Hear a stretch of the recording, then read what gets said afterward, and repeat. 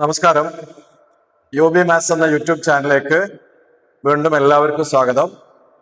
മക്കളെ, നമ്മൾ 9ാം ക്ലാസ്സിന്റെ മാത്സ് റിവിഷന്റെ രണ്ടാമത്തെ സെഷനിലേക്കാണ് പ്രവേശിക്കുന്നത്. ഒന്നാമത്തെ സെഷനിൽ നമ്മൾ പോളിനോമിയൽ ചിത്രങ്ങൾ അഥവാ പോളിനോമിയൽ പിക്ചേഴ്സ് അഥവാ ബഹുപദ ചിത്രങ്ങൾ എന്ന ചാപ്റ്റർ ഡിസ്കസ് ചെയ്തു. ഇന്ന് നമ്മൾ ഡിസ്കസ് ചെയ്യുന്നത് സ്തംഭങ്ങൾ അഥവാ പ്രിസം എന്ന ചാപ്റ്റർ ആണ് ഇന്ന് ഡിസ്കസ് ചെയ്യുന്നത്. അപ്പൊ നേരെ നമ്മൾ ചാപ്റ്ററിലേക്ക് വരികയാണ്. അപ്പോൾ അതിന് മുൻപ് നിങ്ങൾക്ക് ക്ലാസ്സുമായി ബന്ധപ്പെട്ട് എന്തെങ്കിലും ഡൗട്ട്സോ കൂടുതൽ ക്ലാരിഫിക്കേഷൻ ആവശ്യമുണ്ടെങ്കിൽ നിങ്ങൾ നിർബന്ധമായിട്ടും കമന്റ് ചെയ്യുക. കമന്റ് അനുസരിച്ച് നമുക്ക് വേണ്ട മോഡിഫിക്കേഷൻ വരുത്താം. ഇത് കമന്റ് ചെയ്യുമ്പോൾ ശ്രദ്ധിക്കേണ്ടത്, നിങ്ങൾക്ക് കമന്റ് ചെയ്യണമെങ്കിൽ ചാനൽ സബ്സ്ക്രൈബ് ചെയ്യണം. അപ്പോൾ സബ്സ്ക്രൈബ് ചെയ്തിട്ട് നിങ്ങൾ കാണാൻ ശ്രമിക്കുക. ലൈക്ക് ചെയ്യാനും ബെല്ലൈക്കൺ പ്രസ് ചെയ്യാനൊക്കെ ശ്രദ്ധിക്കുക. നിങ്ങൾ ഏതെങ്കിലും കൂട്ടുകാര് 9ാം ക്ലാസ്സിൽ പരീക്ഷയ്ക്ക് തയ്യാറാവുന്നുണ്ടെങ്കിൽ അവർക്ക് ഈ ചാനൽ ഒന്ന് ഷെയർ ചെയ്ത് കൊടുക്കാനും കൂടെ ശ്രദ്ധിക്കുക. നേരെ നമ്മൾ ചാപ്റ്ററിലേക്ക് പ്രവേശിക്കുകയാണ്.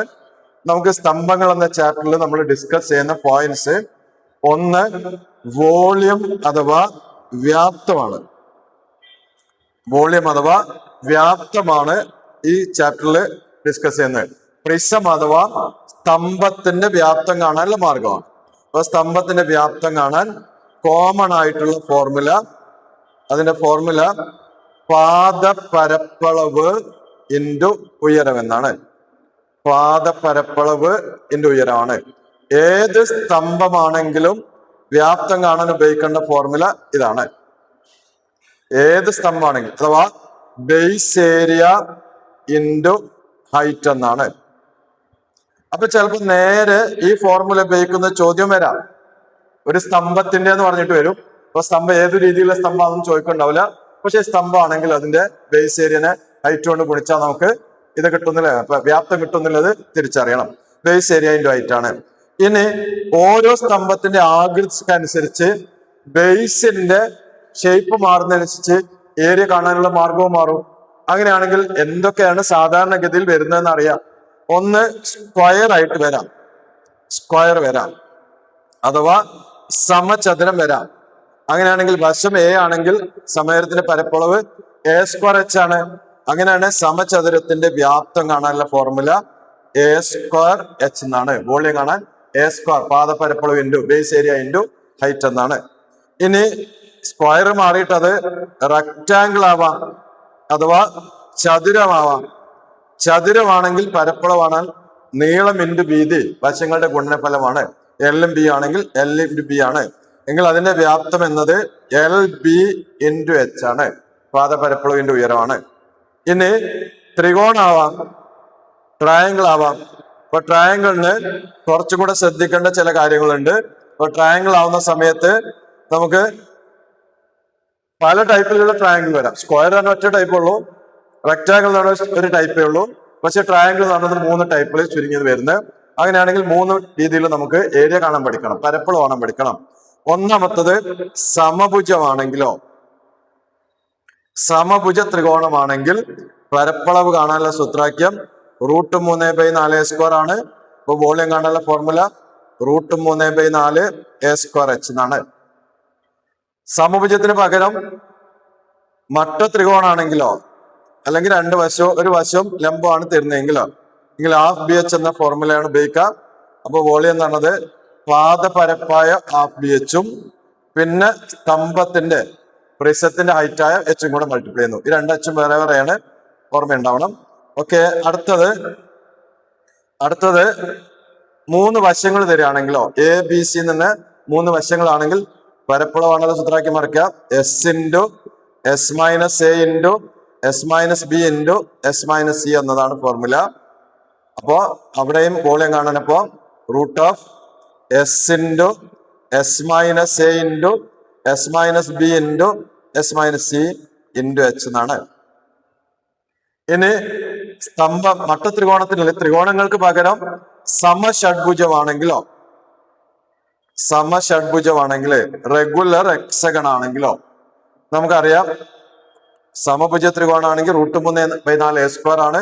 അതിന്റെ 6 ടൈം ആണ് സമഷഡ്ഭുജ അഥവാ റെഗുലർ ഹെക്സഗൺ ആണെങ്കിൽ അങ്ങനെയാണെങ്കിൽ അതിന്റെ വോളിയം √3/4a² × 6h എന്നാണ്. അപ്പൊ സാധാരണഗതിയിൽ ഇത്രയൊക്കെയാണ് നമുക്ക് വരുന്നത്. ഏതായാലും നമുക്ക് ചെയ്യേണ്ട മെത്തേഡ് കോമൺ ആയിട്ട് പറയുകയാണെങ്കിൽ അത് പാദപരപ്പളവിന്റെ ഉയരമാണ്. ഇനി നമുക്ക് പാദപരപ്പളവിന്റെ ഉയരം പറഞ്ഞു. ഇനി ഇതിന് പകരം വ്യാപ്തത്തിന് പകരം പരപ്പളവാണ്, ഏരിയ ആണ് ചോദിക്കണമെങ്കിലോ, അപ്പൊ ഏരിയ കാണാനുള്ള മൊത്തത്തിലുള്ള മാർഗം രണ്ട് ബേസ് ഏരിയയും അടിയിലും മേലെ ഉണ്ടാവും ബേസ് ഏരിയകള്, അഗ്രമുഖ പരപ്പളവുകള്, അത് രണ്ടും പിന്നെ അതിന്റെ ചുറ്റുമുള്ള സൈഡിലുള്ള പാർശ്വതല പരപ്പളവ് അഥവാ ലാറ്ററൽ സർഫസ് ഏരിയയും കൂടെ ആഡ് ചെയ്യാണ്.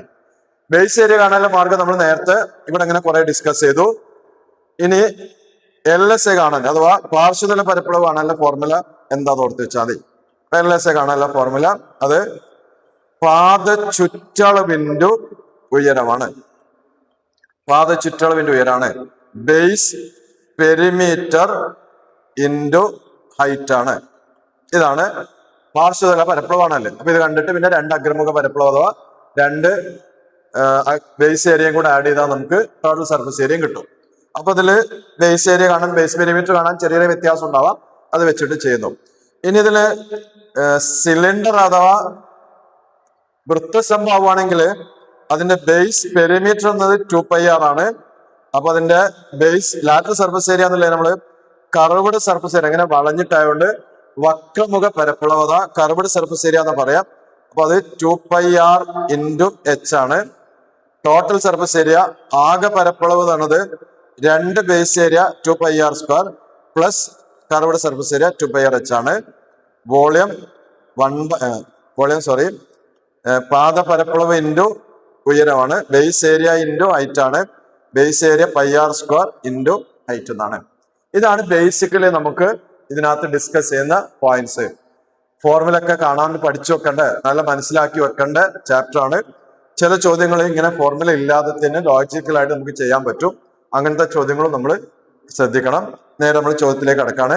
ഫസ്റ്റത്തെ ക്വസ്റ്റ്യൻ, ഒരു പ്രിസത്തിന്റെ ബേസ് ഏരിയ 5 ആണ്, ഹൈറ്റ് 16 ആണ്, പാദപരപ്പളവ് 5 cm² ആണ്, ഉയരം 16 ആണ്.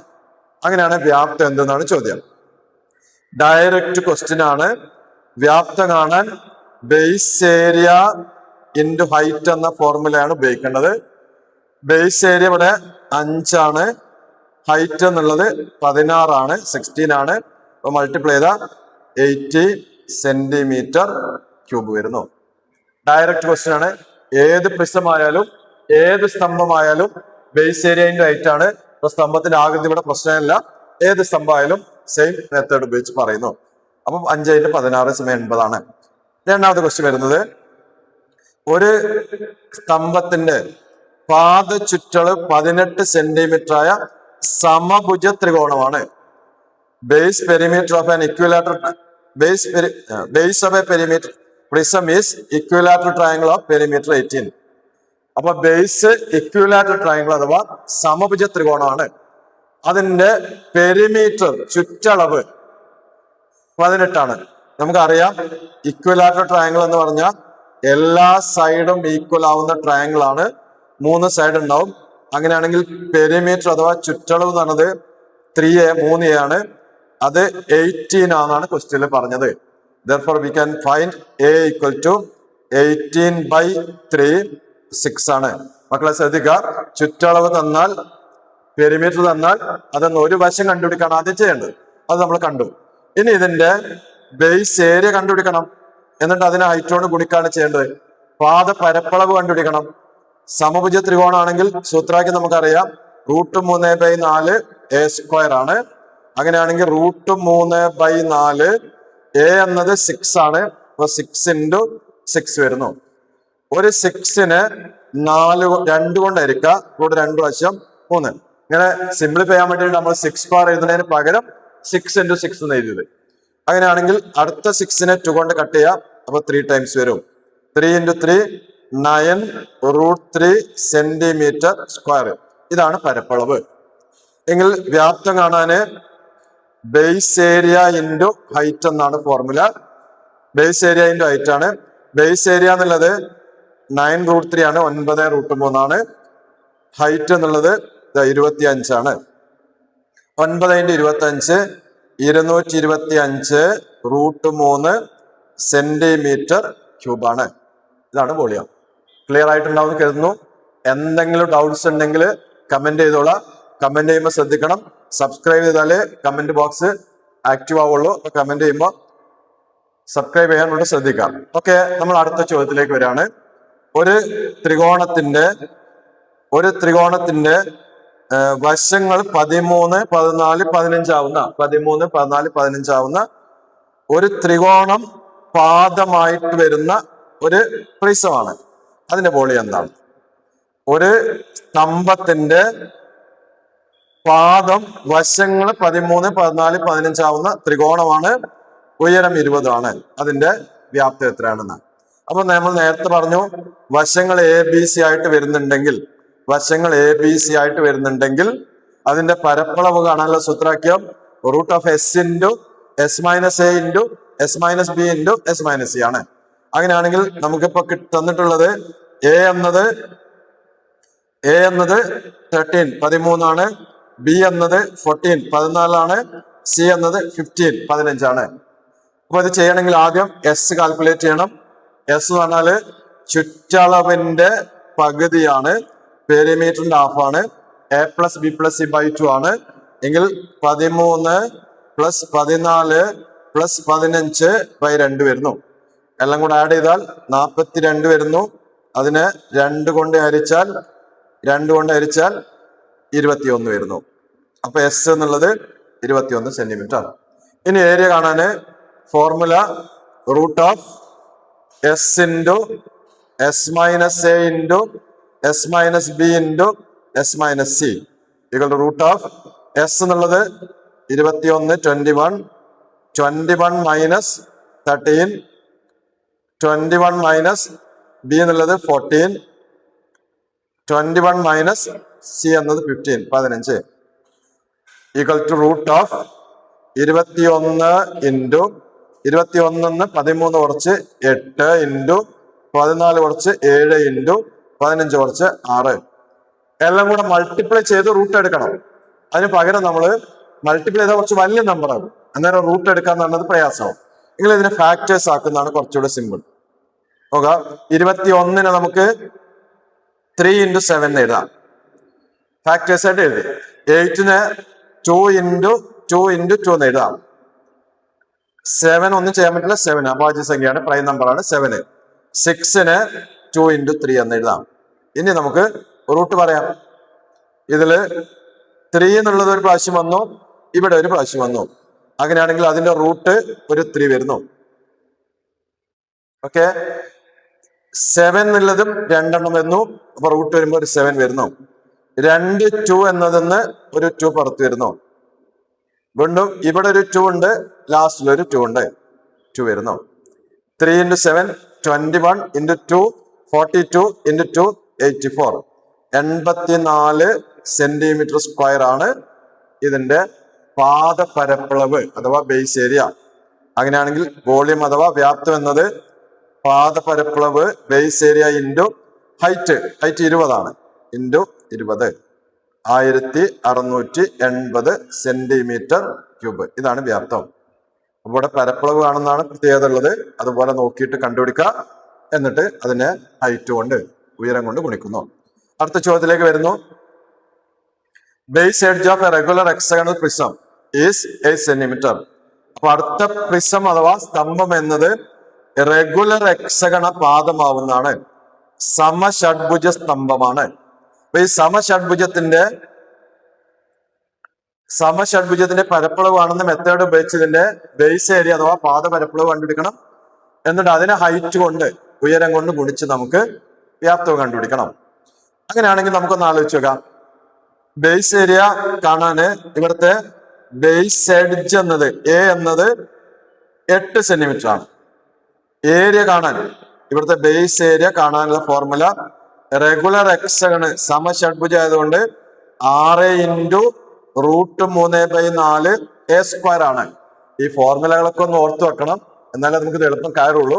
6 ഇൻറ്റു റൂട്ട് 3/4 എ സ്ക്വയർ ആണ് equal to 6 into root 3/4 into a square എന്നത് 8 സ്ക്വയർ. 8 നമുക്ക് 8 സ്ക്വയറിന് 8 ഗുണിക്കണം 8 എന്ന് എഴുതാം. അങ്ങനെയാണെങ്കിൽ നമുക്ക് കട്ട് ചെയ്യാൻ കുറച്ചുകൂടി എളുപ്പമാവും. 8നെ 4 കൊണ്ട് കൃത്യമായിട്ട് ഹരിക്കാം. 2 പ്രാവശ്യം ഗുണിക്കുക. 2 into 8 16. 16 into 6 96 root 3 centimetre square. പാദപരപ്പളവ് കിട്ടി, ബേസ് ഏരിയ കിട്ടി. അപ്പൊ ഇനി വ്യാപ്തം കാണാന്, വോളിയം കാണാൻ പ്രയാസമല്ല. ഈ ബേസ് ഏരിയനെ നമുക്ക് എന്ത് ചെയ്താൽ മതി? ഹൈറ്റ് ആയിട്ട് വരുന്ന 15 കൊണ്ട് 15 കൊണ്ട് ഗുണിച്ചാൽ മതി. ഉയരമായി വരുന്ന 15 കൊണ്ട് ഗുണിക്കാം. അപ്പൊ 96നെ 15 കൊണ്ട് ഗുണിക്കാം. 5 6 30, 3 5 9 45, 3 48, ഒരു 96 96 0 4 14 1440 റൂട്ട് 3 സെന്റിമീറ്റർ ക്യൂബ്.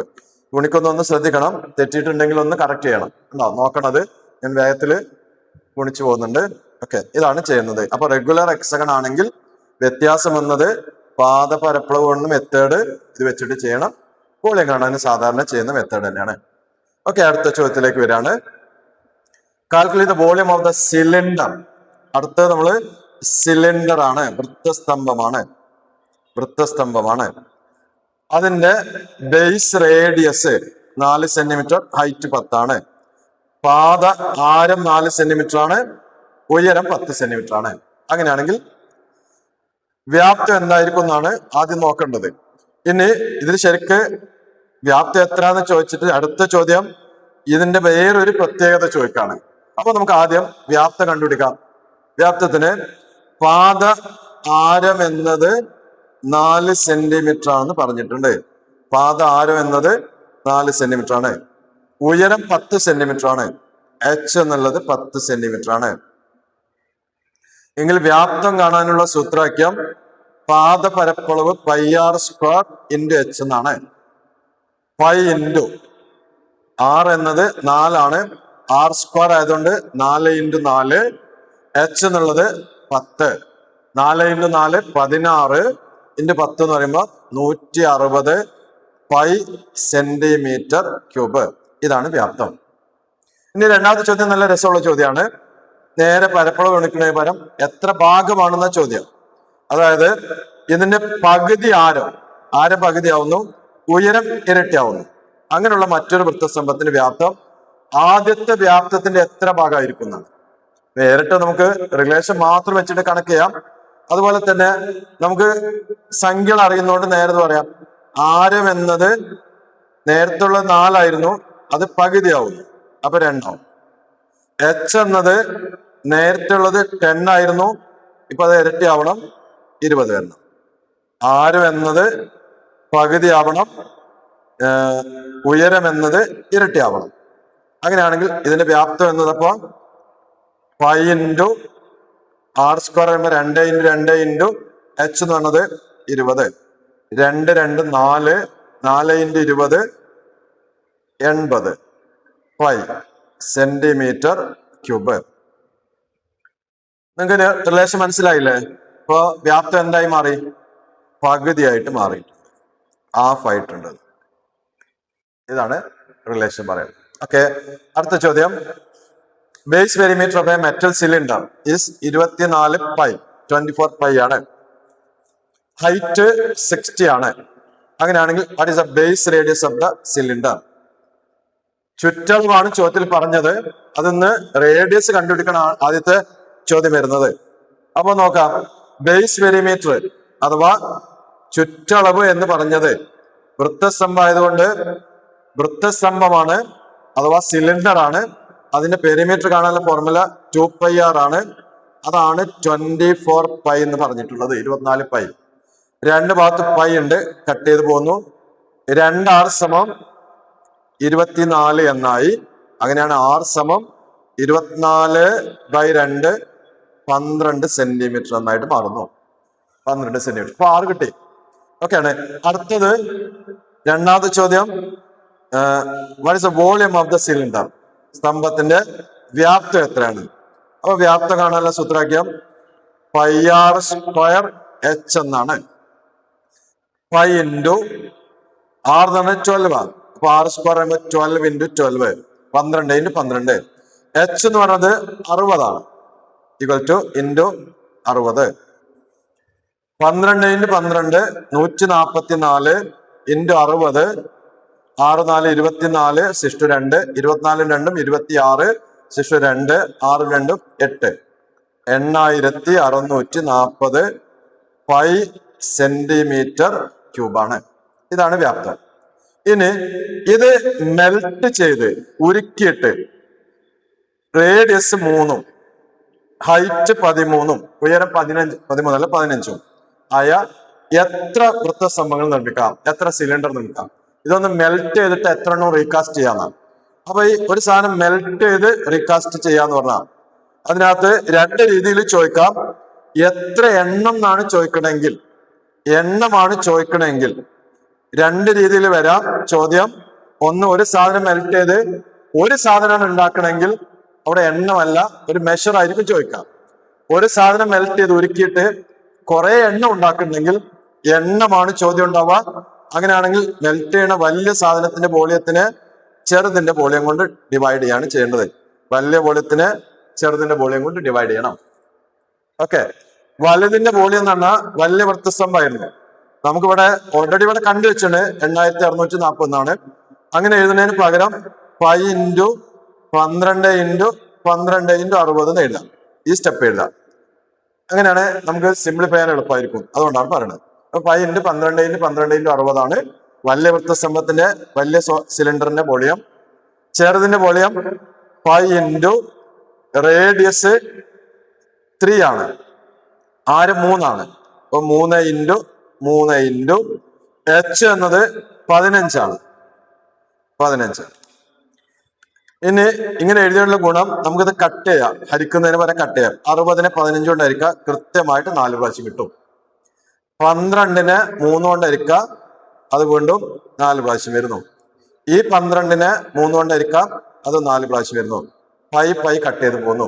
അപ്പൊ ബാക്കി വരുന്നത് 4 ഇൻറ്റു 4 ഇൻറ്റു 4 4 4 16 16 4 64 എണ്ണം ഉണ്ടാവും.